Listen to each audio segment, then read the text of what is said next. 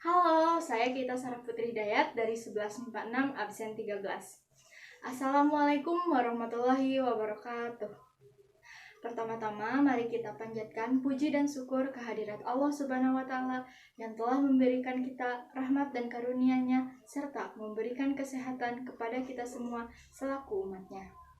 Tak lupa, salawat dan salam kita curah limpahkan kepada junjungan kita Nabi besar Muhammad SAW, kepada keluarganya, para sahabatnya, para pengikutnya, dan kepada kita sekalian. Pada kesempatan kali ini, saya akan menyampaikan suatu materi berjudul karya tulis ilmiah. Nah, latar belakang saya menyampaikan materi ini yaitu untuk memberikan informasi lebih lanjut mengenai karya tulis ilmiah dan menambah wawasan bagi kita semua.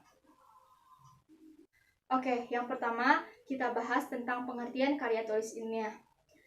Nah, pengertian dari karya tulis ilmiah adalah karya tulis yang dibuat untuk memecahkan suatu permasalahan dengan landasan teori dan metode-metode ilmiah, yakni metode yang berdasarkan cara berpikir sistematis dan logis. Sedangkan tujuan dari karya tulis ilmiah adalah untuk mempublikasikan ilmu pengetahuan kepada masyarakat. Karya tulis ilmiah juga digunakan untuk membuktikan kebenaran suatu fakta. Selain itu juga, karya tulis ilmiah digunakan untuk melatih keterampilan dasar dalam melakukan penelitian. Selanjutnya ada ciri-ciri dari karya tulis ilmiah. Yang pertama, mengacu pada teori sebagai landasan berpikir atau kerangka pemikiran dalam pembahasan masalah. Yang kedua, lugas, bermakna tunggal. Yang ketiga, logis. Isinya dapat dipahami dan masuk akal, antara lain didasari oleh hubungan sebab akibat. Yang keempat, efektif, ringkas dan padat.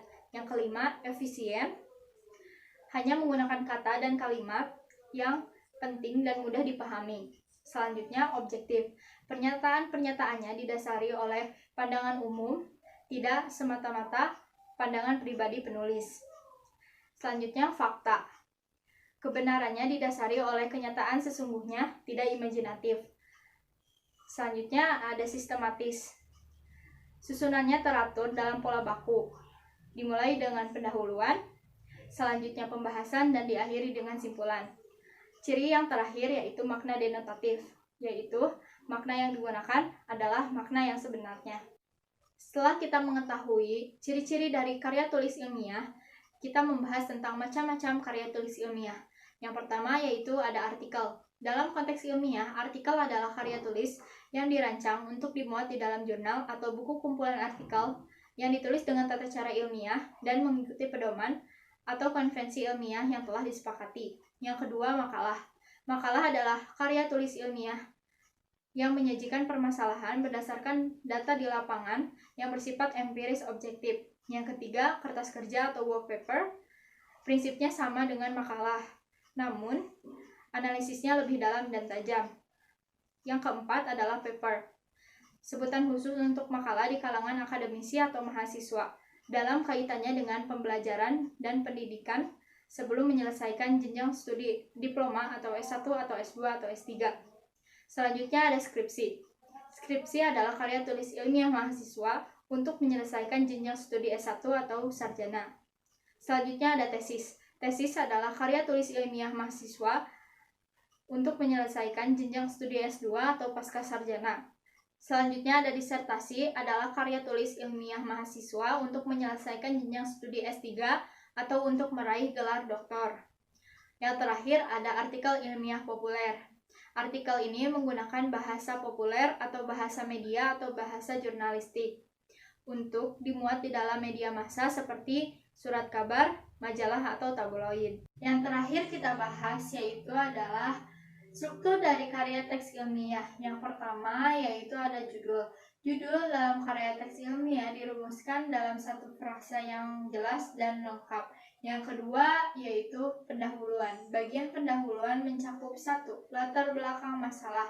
Bagian ini menjelaskan tentang alasan timbulnya masalah dan pentingnya untuk dibahas.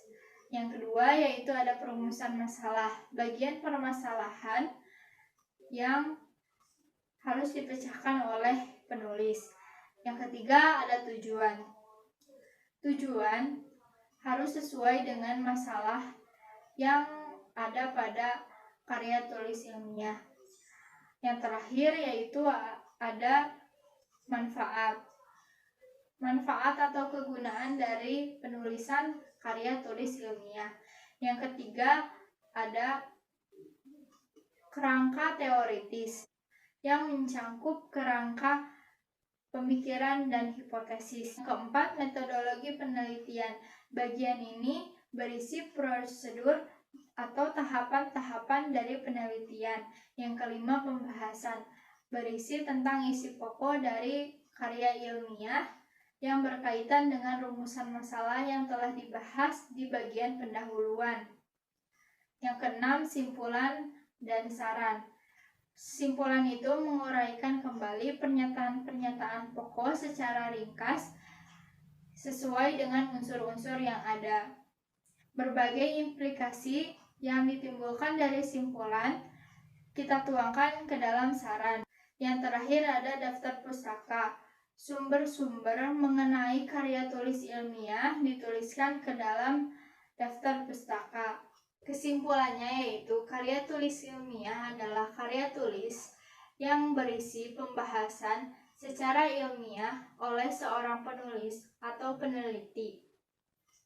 Semoga video ini dapat membantu para penonton dan disarankan untuk lebih memperdalam materi tentang karya tulis ilmiah. Mohon maaf bila ada salah kata dan banyak kesalahan. Wassalamualaikum warahmatullahi wabarakatuh.